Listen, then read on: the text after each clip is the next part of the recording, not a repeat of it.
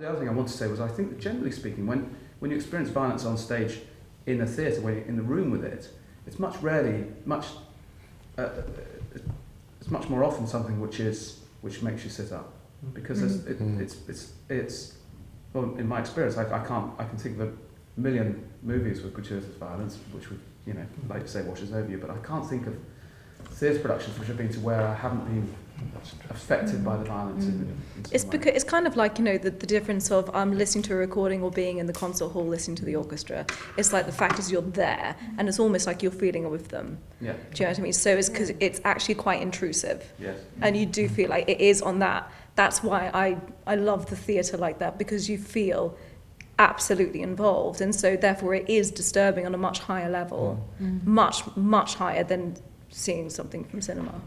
Okay, but you just moved into, I mean, two different areas of theory produced. Okay, one is the question of why we're interested in performing violence in terms of liveness, and on the one hand, sort of the discourse of sort of empathy, the empathetic and the fact is it. The other one I think relates to that is this question of, you know,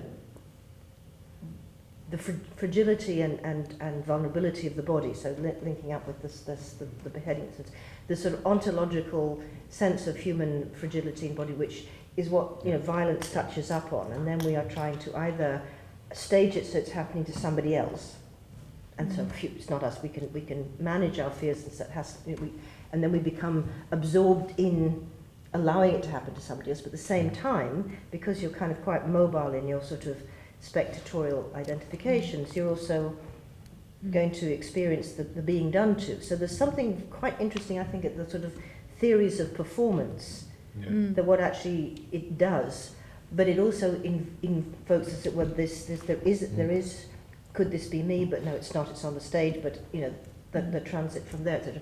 But I do think this question of not just letting this violence go by over our heads, etc. We have to interrupt that. We have so been normalised to accept it that is part of the deformation of subjectivity. That we okay, so then we're going to search for the bigger and the better, or we're going to say, okay, in live performance we get more of a shock.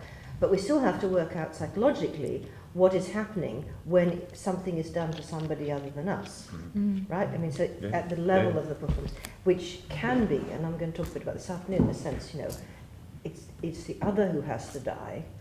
You know, I don't have to. I'm the survivor.